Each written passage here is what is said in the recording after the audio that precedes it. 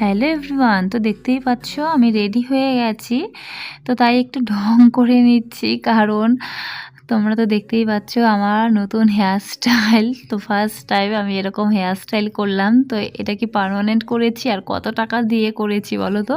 তো সবটাই তো বলবো, তার আগে বলছি আমি এখন যাচ্ছি, আমাদের বাড়ির পাশেই বিয়ে বাড়ি আছে। তো চলো সেখানে গিয়ে তারপর আমি কথাগুলো বলে নিচ্ছি, ঠিক আছে। তো সবার প্রথমে এই যে বিয়ে বাড়িতে চলে আসলাম, আর এই যে দেখো বিয়ে বাড়ির সামনের গেটটা কত সুন্দর করেছে, একদম সুন্দর ডেকোরেশন করেছে। কিন্তু দেখো একদম ভুতুরে জায়গার মতো লাগছে, অন্ধকার অন্ধকার। তো এমনি খুব সুন্দর ডেকোরেশনটা করেছে, কিন্তু লাইটগুলোর জন্য না অন্ধকার আসছিল। তো এই যে দেখো বিয়ে বাড়িতে চলে এসেছি, আর বিয়ে বাড়িতে এসেই সবার ফার্স্ট আমাদের যেটা করণীয় সেটা হচ্ছে কফি খাওয়া, কারণ প্রচণ্ড ঠান্ডা পড়েছে। আর এই ঠান্ডার মধ্যে কিন্তু বিয়ে বাড়িতে মানে আসতে ইচ্ছে না করলেও কিন্তু আবার আসতে ইচ্ছেও করে, কারণ হঠাৎ করে এরকম বিয়েবাড়ি নিমন্ত্রণ পেলে কার না ভালো লাগে বলো। তো সেই জন্য আর কি চলে এসেছি ঠান্ডার মধ্যে, আর এসে এই যে কফি খাচ্ছি গাটাকে একটু গরম গরম করার জন্য। তো অনেকেই কিন্তু এখানে এসে দেখছি কিন্তু সোয়েটার পরেনি। তো যাই হোক চলো, আমি একদম সোয়েটার টোয়েটারও কিন্তু পরেই এসেছি, কারণ আমার কিন্তু প্রচণ্ড ঠান্ডা লাগে, ঠিক আছে। তো সেই জন্যই আর কি। তো যাই হোক চলো, এখন আমি আমার হেয়ার স্টাইল নিয়ে কিছু কথা বলি।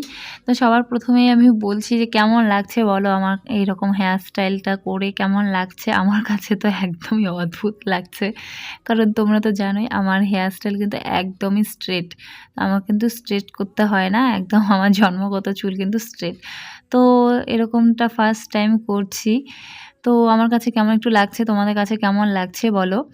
তো তার আগে এদিকে দেখে নাও কি সুন্দর করে ডেকোরেশন করেছে, আর এখানে কুঞ্জটাও কিন্তু খুব সুন্দর সাজিয়েছে। আর তোমাদের তো বললামই না কোথায় মানে কার বিয়েতে এসেছি।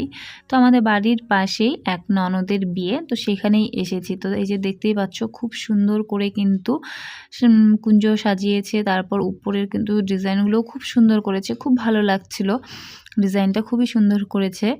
তো যাই হোক চলো, এখন আমি হেয়ার স্টাইল নিয়ে আরেকটু কিছু বলি। তো পার্মানেন্ট কিন্তু আমার এরকম চুল করার খুবই ইচ্ছে ছিল, ঠিক আছে। আমার চুল কিন্তু আগে থেকেই স্ট্রেট, তো আমি সবসময় ভাবতাম যে আমি এরকম চুলটাকে কোকড়া করব। কিন্তু বিশ্বাস করো আজকে চুলটাকে আমি এরকম করার পর আমার কাছে একদমই ভালো লাগছিল না, নিজেকে কেমন যেন লাগছে, মনে হচ্ছে আমি যেন ওয়েস্ট ইন্ডিজের। তো তেমনটাই লাগছিল আমার কাছে। তোমাদের কাছে কেমন লাগছে বলো, আমার কাছে সত্যি ভালো লাগেনি। তো যাই হোক চলো, এই চুলের হেয়ার স্টাইলটা আজকে ফার্স্ট টাইম করলাম, কারণ পাশের বাড়ির এক ননদ ও হচ্ছে মেকআপ আর কি শিখছে নতুন করে। তো সেই জন্য তাই আমাকে বললো আমি হেয়ারটাকে চেঞ্জ করবো নাকি। তো আমি তো একদমই রাজি, ট্রাই করালো, মানে আমার হেয়ারের উপরে আর কি ট্রাই করলো যে ও ঠিকঠাক কাজটা শিখেছে কিনা। খুব সুন্দর করেছে কিন্তু ও, কিন্তু আমার কাছে ভালো লাগছে না, মানে আমাকে মানাচ্ছে না আর কি। তো যাই হোক, তারপর এদিকে দেখো বিয়ে বাড়িতে কিন্তু একটু ডান্স না হলে ভালো লাগে না, তাই না। তো একটু ডান্স দেখতে চলে আসলাম, আর খুব মজা করছিল এই যে দাদাটা, দেখো বাচ্চাদের সঙ্গে খুবই মজা করছিল। আর সব বিয়ে বাড়ি থেকে দেখো বাইরে চলে গেছে, ওদিকে দেখতে পাচ্ছ অনেক লোকজন কিন্তু আসছে, দেখো মাথাগুলো দেখা যাচ্ছে একদম। আসলে বর চলে এসেছে, তো সেই জন্য আর কি সবাই বর আনতে আর কি চলে গেছে। তো তারপর কিন্তু তোমাদের সঙ্গে বরের ছবিটা আর কি শেয়ার করতে পারিনি, কারণ অনেকটাই ভিড় ছিল। তো সেই জন্য আর কি বরের ক্লিপগুলো আর কি নিতে পারিনি। তো যাই হোক দেখো আস্তে আস্তে কিন্তু একজন দুজন করে নাচের এখানে আর কি সবাই চলে আসে, আসলে নাচ বলে কথা, তাই না। তো নাচ মানে একজন দুজন নাচ শুরু করলে কিন্তু সবাই আর কি নাচের দিকে চলেই আসে। তো এই যে দেখো এক এক করে কিন্তু অনেকটাই ভিড় হয়ে গেল, কারণ বর চলে এসেছে, সবাই কিন্তু বর মানে নিয়ে আসতে গেছিলো। তো সবাই খুব মজা করছিল, আমাকেও নাচের জন্য অনেকেই টেনেছে, কিন্তু আমার একদমই ভালো লাগছিল না নাচ করতে। আসলে আমার চুলটার জন্যই ভালো লাগছিল না আর কি, মানে আমি চুল সামলাবো না নাচ করবো, আমি কিছুই বুঝতে পারছিলাম না। তো সেই জন্যই ভাবলাম যে না ঠিক আছে তোমরা নাচ করো, আমি তোমাদের নাচ দেখছি, ভিডিও করি। তো সেগুলোই বলে আর কি ম্যানেজ করে আমি চুপচাপ আর কি দাঁড়িয়ে নাচ দেখছিলাম।